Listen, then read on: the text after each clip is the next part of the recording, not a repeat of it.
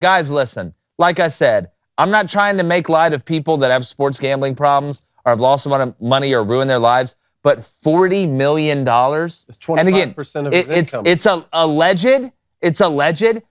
Allegedly. For $40 million, there is no way on this big, beautiful rock that we live on that I am losing even close to that. I don't even have to gamble if I have $40 million. We do gambling every day on this show. We put our money in. We gamble every day. I cannot imagine losing $40 million. I just couldn't. I would freak out. I wouldn't want to talk to you. I wouldn't want to talk to you. I wouldn't want to talk to my fiance. I wouldn't want to talk to my dog. I don't want to go play golf. But now, that's what he should have done, is gone and play. He wasn't losing this on the golf but now, Cone, remember it was, I'm going to go to this Saudi tour because the PGA Tour is a big bully, and they bully all the players, which there's a lot I think they should change about the PGA Tour. I think the players should have better representation. That's a story for another day. But now it seems, Phil, you fumbled the bag. You fumbled the bag, and the guys on the Saudi tour who have more oil than Daniel Day-Lewis on their Will Be Blood or whatever that movie is, they're just throwing cash at people. Rich. Like, hey, Phil, guess what? You come over here, all the gambling debts, they're gone. You want a Ferrari? Hell, you can gamble it away the next day. Gamble it with somebody in the streets. Go play gin rummy in the streets for it. Or go do the game where they put the card under the cups and move the cups around, see if you can figure it out. It's inexcusable. It's inexcusable if that's true.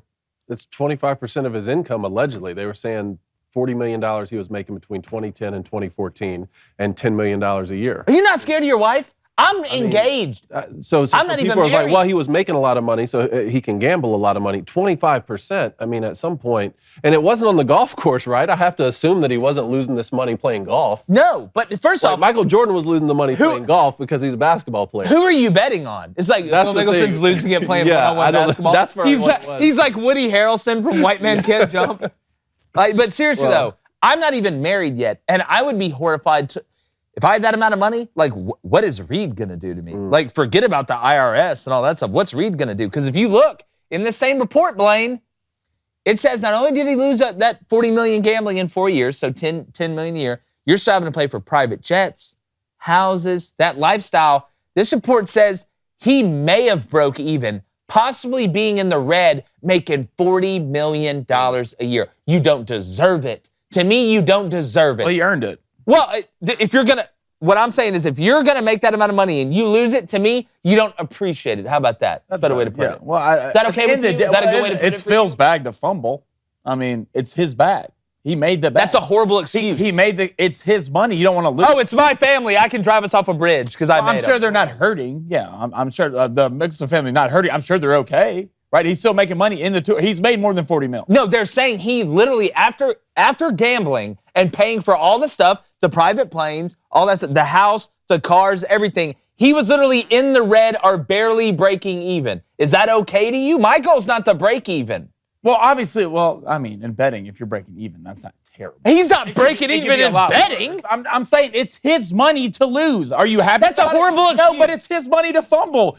He doesn't give a shit about your opinion, my opinion, anybody's opinion. It's his money to fumble. Does it make it right? No, but it's your money. Do what you want with it. And if he wants to go play in Saudi, that's fine. They'll be fine with it. The PGA will be fine with it. They can lose these older guys and be fine as long as they lose that young core of great players. Lee Westwood, if you want to go play in the Saudi, go. Sergio Garcia, go. Phil, go. Those aren't the huge names in golf anymore. They're not. And the scary thing about it, while a lot of players won't go, because if they do, knowing the PGA the way they are, which they do not take it easy on anybody, they will lifetime ban you, and they won't think twice about it. Well, what happens if all of a sudden Phil goes, and then Sergio goes, and then John Rahm goes, and then another guy goes? Well, it goes back. You can't lose your young star. What about not a good look? I agree with you on Sergio and Phil Mickelson, but it's still not a good look. I mean, if some of the lower players on tour are upset that they're not winning. You only get paid on tour if you're winning tournaments, right? And if you're not, or if you're making cuts, I'm sorry. If you're not making cuts and you're having to travel all around the country, I can see why some of those younger guys would say,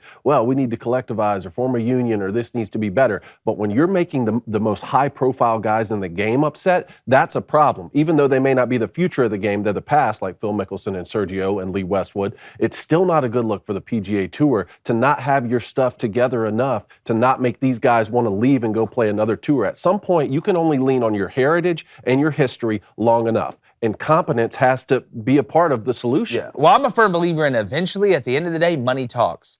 The PGA Tour can talk about whatever they want with tradition, and we have this. The minute that the tour grabs, Saudi Tour grabs a few guys, or just grabs one guy in that somewhat younger group to open that door, whether it's a DeChambeau, a guy I think would do it. He's the type guy I think would do it. Once they grab one of those guys, it opens the door because those younger guys will start seeing all the money that he's making. And regardless of how much tradition there is, you give me two options right now, where I'm at in my life. If you give me one, option A, go to a place with a ton of tradition. They're going to pay you good. A lot of people have gone through it before that have made a lot of money. It's great. Or this brand new thing that's going to pay me triple that I'm still not sure how great it is, but I'm going to be making oodles and oodles of money. I'm probably going through the second one. Only if it has legs, though. Only if it has legs. That's why Phil Mickelson and Lee Westwood and Sergio Garcia can take this risk because they can say, okay, you know what? This tournament right here or this league is going to give me $10 million this year. That's more than I was going to make because I'm not making cuts and winning tournaments on the PGA Tour right now. So that's great for me. I don't have a lot of golf left in me anyway on the professional level. But if you're talking about, you're throwing out names like DeChambeau and Koepka, all it takes is one of those guys. Those guys, what happens when this Live Invitational folds in 3 years and they haven't made enough to sustain themselves for the rest of their lives, and then you get a PGA Tour ban? That's the risk that you've got to weigh it. Like my thing is, eventually over time, if you keep throwing money at people, not at something, at people, one person's going to break. That's all you need is one person to break because it sets a precedent. Once you set the precedent, they're going to shower that guy with money, and that'll make the next guy want to come, and then the next guy want to come, and all of a sudden then you got a handful, then you got 7, then you got 8, then it really starts putting pressure on the PGA Tour. Mm-hmm. But to me, that's a totally different discussion outside of you made all this money, so therefore it's you just whatever happens with it happens with it. I don't like that way of thinking. If you would have lost, let's say, 15, 20% of what he had lost gambling, or even broke even gambling, because it's not like he lost $40 million and won 80 and broke even. You lost $40 million. That to me, there is no excuse. It's not, oh, it's your bag to fumble. Oh, it's your money to lose. You have lost an unbelievable amount of money. Life-changing money, generational money, money that your kids there. So now you're breaking even every year, allegedly. What are you leaving for your kids? What are you leaving for your grandkids? You better be good at golf. You better try and make the money that Phil did, because if you're blowing all that money, I'm a firm believer in my job is to leave something for the people that I create, the people that I love after I'm gone. Breaking even, I'm not about that. I'm not trying to break even. I don't want to bat 8th. I want to bat 4th.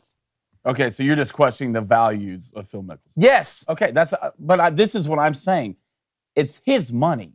So if he wants to gamble his money, he earned that money by playing the game of golf. Mm-hmm. So if he wants to gamble it, I'm not going to sit here and judge you off something that you earned. Does it suck you lost all that money? That's fine. Yeah, it does, but it's your bag. So you're not going to judge somebody losing $40 million gambling. I'm sure Phil Mickelson's family is going to be okay. Phil Mickelson cannot swing another golf club and go sit on that broadcast booth and do whatever golf tournament he can. wants. Oh, he can. Sure. After what he said? After what he said? You're going to go to Saudi Arabia. He's going to be an analyst now, but just lost all his sponsorships. Yeah, after what he said about Saudi Arabia. It's stupid. For sure he will. Bull. They will let Phil do whatever he wants. It's no, they won't. Who's they? Who's they? The sponsors or the PGA Tour? The PGA Tour. Well, guess who runs the PGA Tour? They will let Phil go up there and be a broadcaster for golf? The man just took himself out of the Masters. Like, golf's different. Golf's different. It isn't like Major League Baseball. This isn't like the golf doesn't forget. A-Rod can go do crazy stuff. And you saw the Screwball documentary, all the crazy stuff he did behind the scenes. Literally almost got indicted for putting a hit out on somebody. He can go be an analyst. They don't care. You can take steroids, go be an analyst. They don't care. Golf's not like that. Golf is not like that.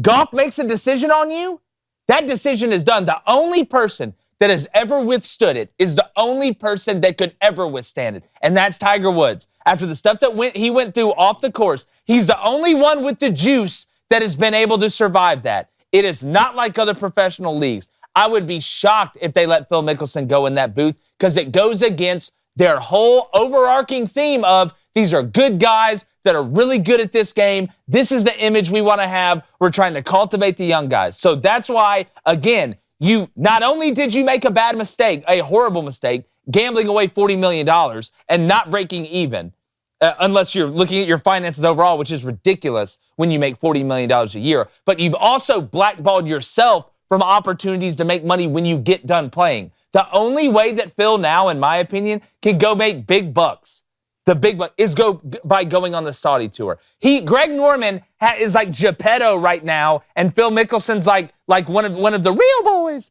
that he made. He can just operate him behind the scenes because Phil has dug his own grave in this situation, and now he's got to lay in it. It's just the truth. That's the way golf operates. Golf does not forgive. I think Phil has somewhat of the juice because Phil's probably a top 10 best golfer. We'd say top 10, top right 15? now? Ever.